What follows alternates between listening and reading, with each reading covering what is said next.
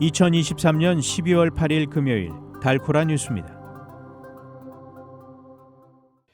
어스틴 일대에서 모두 6명을 살해하고 3명을 다치게 한 총격범의 첫 범행 희생자는 그의 부모였던 것으로 확인됐습니다. 한때 유니콘, 기업 가치 10억 달러 이상 기업으로 떠올랐던 기술 스타트업들이 올해 고금리로 타격을 입으며 대거 폐업하고 있습니다. 미국 가계의 자산이 3분기 주식시장이 큰 폭으로 하락한 영향으로 1조 3천억 달러 상당이 줄어든 것으로 나타났습니다. 세계 최대 전자상거래 업체 아마존이 월 이용료를 내면 일정 금액 이상 식료품을 무제한 배송해주는 구독 서비스를 시범 운영합니다.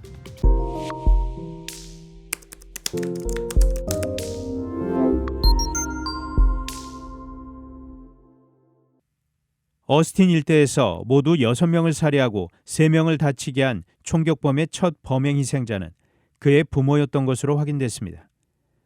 지난 5일 발생한 어스틴 연쇄 총격 사건 용의자 셰인 제임스는 어스틴으로 이동하기 전 샌안토니오에 있는 자택에서 자기 부모인 셰인 제임스 시니어와 필리스 제임스를 총으로 쏴 살해한 혐의를 받고 있습니다. 보안관은 용의자 제임스가 2022년 1월 3건의 폭행 혐의로 체포된 적이 있으며 당시 사건의 피해자도 부모와 형제였다고 밝혔습니다. 보도에 따르면 제임스는 수년간 정신질환을 앓아온 것으로 전해졌습니다. 한때 유니콘, 기업 가치 10억 달러 이상 기업으로 떠올랐던 기술 스타트업들이 올해 고금리로 타격을 입으며 대거 폐업하고 있습니다. 최근 6주 사이에 사무실 공유업체 위워크를 비롯해 헬스케어 스타트업 올리브 AI, 화물 스타트업인 콘보이, 주택건설 스타트업인 비브 등이 잇따라 파산 신청을 하거나 문을 닫았습니다. 이외에도 지난 5월에는 금융기술 스타트업 플라스틱이, 지난달에는 부동산 스타트업 제우스 리빙 등이 파산했습니다. 올해에만 벤처 캐피털의 지원을 받은 스타트업 중 파산을 신청한 기업이 3,200개에 달했고 이 회사들에 쏟아진 투자금은 272억 달러로 사실상 휴지 조각이 됐습니다.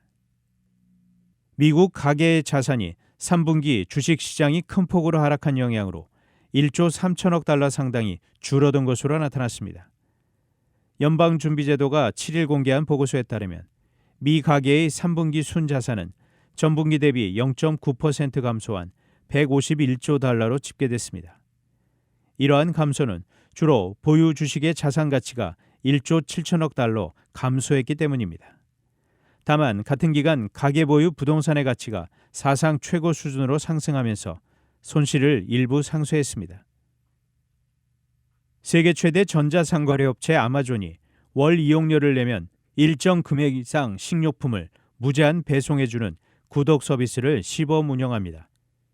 시범 운영으로 아마존 유료 프라임 회원은 월 9달러 99센트를 내면 홀푸드와 아마존 프레시에서 35달러 이상 주문 시 식료품을 무제한으로 배송받을 수 있습니다.